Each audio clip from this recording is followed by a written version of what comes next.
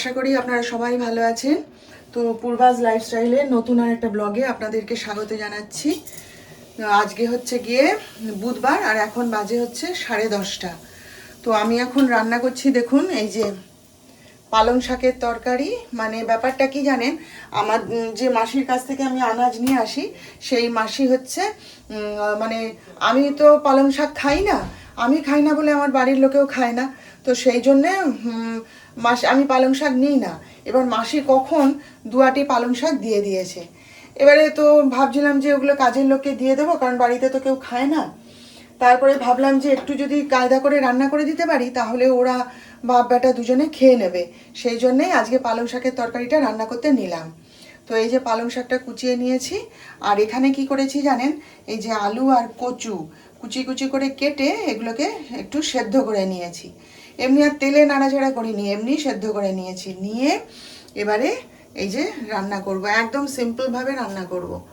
তো কড়াইতে এই যে তেল গরম করে তাতে জিরে ফোড়ন দিলাম, আর একটু এই যে দেখুন হিং দেব।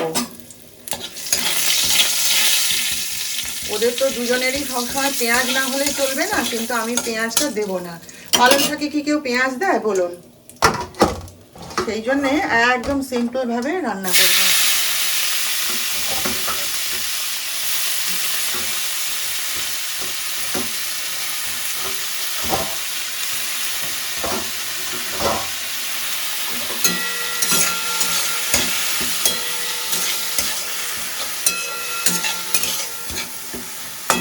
এটা একটু চাপা দিয়ে দিই, হ্যাঁ, একটু ভাপিয়ে নিই, তারপর দেখেন জল মরে গেছে। এবার এর মধ্যে দিয়ে দেবো হচ্ছে একটু হলুদ আর একটুখানি ধনে গুঁড়ো। আদা টাদা কিচ্ছু দেবো না, কারণ কি ব্যাপারটা হচ্ছে, এমনিতেই আমার ছেলে ওই কলমি শাক লাল শাক ছাড়া আর কোনো শাক খায় না, বুঝলেন তো। এবার আমি যদি এখানে বেশি মানে কারুকরির দেখাতে যাই না, ব্যাস খাবে না। ওই জন্য কোনো কিছু দেবো না, জাস্ট এরকম করে একটু নুন দিয়ে আর দিয়ে সিদ্ধ করে দেবো। তো চলুন এইগুলো এবার এখানে দিয়ে দিই। এই যে এরকম করে করে দিলে, মাখা মাখা করে দিলে, এই যে আলু আছে কচু আছে এগুলো দিলে না, ও বেশ কি বলে চুপচাপ খেয়ে নেবে। এবার ভেবেছিলাম যে একটু বেগুন দেবো, কিন্তু বেগুন খেলে না আমার ছেলের অ্যালার্জি হয়, সেই জন্যে বেগুনটা দিলাম না। ডাক্তার সাহেব খেয়ে না, কিন্তু যিশু যদি এক কুচি বেগুন দেখে চিৎকার করবে। আমার বাড়িতে অনেক সমস্যা ভাই, বলেছি না, অন্যদের মতন করে আমি বানাতে পারি না। এটা খাবে না এ, সে সেটা খাবে না, ও ওটা খাবে না, অনেক রকম ঝামেলা। তো যাই হোক, অল্প করে একটু নুন দিলাম, কারণ পালং শাক তো নোনতা শাক, আমার শাশুড়ি শিখিয়ে দিয়েছিলেন যে পালং শাক হচ্ছে নোনতা শাক, ওই জন্য নুনটা হিসাব করে দেবে। আগে আগে প্রথম প্রথম যখন রান্না করতাম নুন দিয়ে দিতাম এক খাবলা একদম, তারপরে আস্তে আস্তে শিখে গেছি। নিজে যখন খেলাম, খেয়ে যখন দেখতাম যে নুন বেশি হচ্ছে, করে আস্তে আস্তে শিখে গেছি আর কি। তো চলুন এটা চাপা দিয়ে দিই সিদ্ধ হতে। দেখুন আজকে আবার ঠাকুর এসছে কাজ করতে, দেখছেন। ওই বাগান টাগানগুলো পরিষ্কার করে দেয় আর কি, তারপরে পুকুরে ঘাটে যেসব নোংরা টোংরাগুলো ফেলা হয় সেগুলোকে ওকে দিয়ে পরিষ্কার টরিষ্কার করানো হয়, চারিদিকও পরিষ্কার করে দিয়ে যায় আর কি। আর আমার জায়ের বাগানে হেল্প করে। এখন কী কী রান্না করলাম আজকে, যেভাবে রান্না করেছি না বলার নয়। এই দেখুন পালং শাকের তরকারি, এখানে মাছ ভাজা, এটা হচ্ছে পেঁপের তরকারি, এখানে একটু বেগুন পোড়া করেছি, আর এটা হচ্ছে মুসুর ডাল। আর ডাক্তার সাহেবকে আজকে জোর করে ধরে ভাত খাইয়ে পাঠিয়ে দিয়েছি। প্রতিদিন এই 4টে, 4:30, 5টা, হ্যাঁ 5:30 খাওয়ার টাইমের কোনো ঠিক নেই, খেতে আসবে জানেন।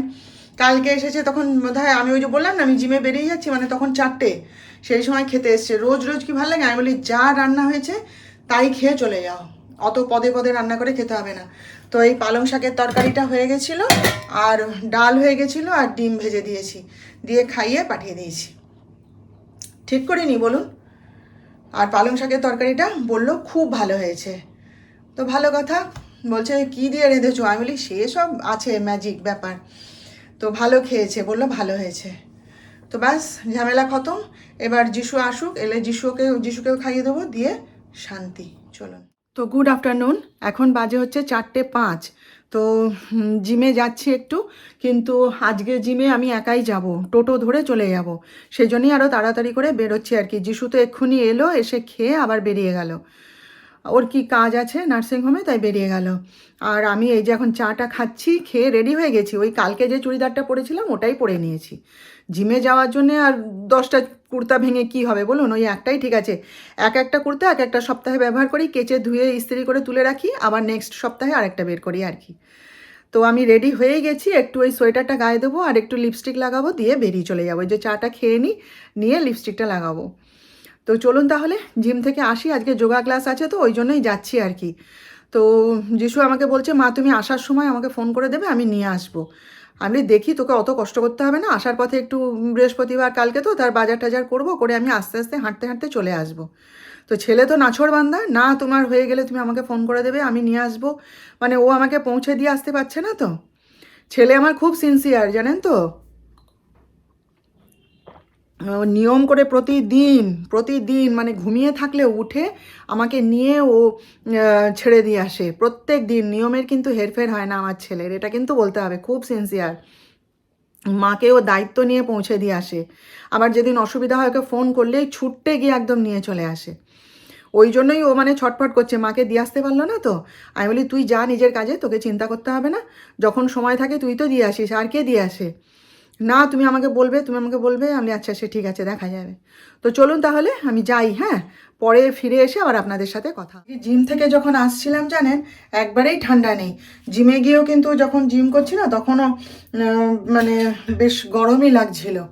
আজকে ঠান্ডাটা কম, ওই জন্য এই যে হাউস কোট গায়ে দিয়ে ঘুরছি, আর সোয়েটার আর গায়ে দিইনি, হালকা হালকা ঠান্ডা লাগছে আর কি। বাইরে গেছিলাম যে তুলসীতলায়, তখনও দেখছি না সেরকম কনকনে ঠান্ডা নেই। ওই সরস্বতী পুজো চলে গেলে পরেই ঠান্ডা কমে যাবে, তাই না বলুন। তাই আবার নাকি আবার বৃষ্টি হবে সবাই বলছে। আজকে আমরা যখন যোগা করছি তখন তো চারিদিক কালো হয়ে গেছে কীরকম। সেই যিনি যোগা টিচার তিনি তো দৌড়ে পালালেন, বলে না না বৃষ্টি আসবে, আমি ছাতা আনিনি বলে সে দৌড়। আমি বলি না বৃষ্টি হবে না, ওটা ওই 5:30 বাজতে যায় কালো হয়ে আসছে তাই। তবে নাকি বৃষ্টি হবে, ওই বৃষ্টির পর আবার একটা ঠান্ডা পড়বে, এই আর কি। তো যাই হোক, জিম থেকে ফেরার পথে বৃহস্পতিবারে ফুল মালা সব নিয়ে চলে এসেছি। যিশুকে আর ডাকিনি, হাঁটতে হাঁটতেই চলে এসেছি। এসে তারপরে তো সন্ধ্যা টন্ধা দিলাম, কথাবার্তা বললাম, অনেক কিছু আলোচনা করলাম ছেলের সঙ্গে, অনেক কথাবার্তা সব হলো। হয়ে এখন আমি এই যে ছেলে একটুখানি পোহা খেতে চেয়েছে, তাই এই যে পোহা বানাচ্ছি। এই যে দেখুন, এই যে টমেটো, পেঁয়াজ, মটরশুঁটি, লঙ্কা সব কেটে নিয়েছি। আমার ছেলের তো আর বেশি কিছু লাগে না, একটুখানি বাদাম দিলে হতো, বাদাম শেষ হয়ে গেছে, তো চানাচুর আছে, চানাচুর দিয়ে দেবো। আর এই যে চিড়ে, এই যে ওর জন্য একাই করব, আমি খাবো না এখন, আমি একটু চা বিস্কুট খাবো তাই। তো এই যে তেলটা গরম হতে দিয়েছি, এই যে দেখুন তেল গরম হতে দিয়েছি। তো চলুন চিড়ে পোলাওটা করে নিই, হ্যাঁ, নিয়ে ওকে খেতে দিই, তারপরে চা করে আমি খাবো। দেখুন আমার ছেলের জন্যে পোহা রেডি। আমার যিশু কখনো বলে না চিড়ের পোলাও, সব সময় বলবে পোহা। সে চিড়ের পোলাওই হোক আর পোহাই হোক আর যাই হোক, আমার যিশু বলে পোহা। ওই জন্য ওই পোহাটাই আমাদের বাড়িতে প্রচলন হয়ে গেছে আর কি।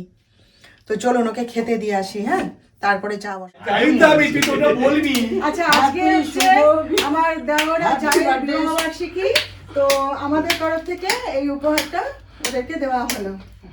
Thank you. আরো এগুলো আছে? ও আচ্ছা, এগুলোও আছে। এই যে এটা কি পারফিউম? আচ্ছা, এটা একটা পারফিউম বলেই দিল। আর এই যে বিবাহ বার্ষিক। Thank you. জলযোগের প্রচার। এ মা, দাঁড়াও সবাইকে প্রণাম করে দিই। ভিডিওতে ইয়ে দেবে তো? ব্যাস, আমাকে প্রণাম করতে হবে না, হে মা, এটা কি হচ্ছে? আমাকে প্রণাম করার দরকার নেই।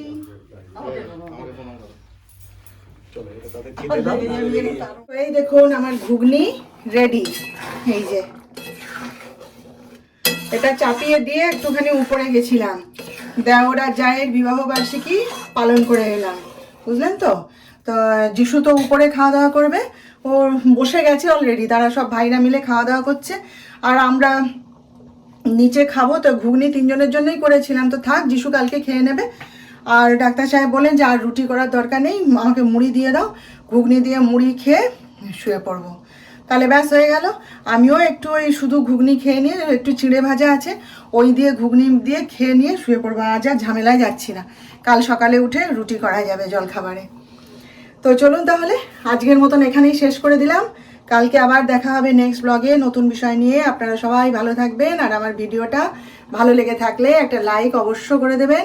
আর যারা আজ থেকে আমার ভিডিও দেখছেন বা ভিডিও দেখা শুরু করলেন আজ থেকে, তারা অবশ্যই প্লিজ প্লিজ প্লিজ একটা সাবস্ক্রাইব করে দেবেন।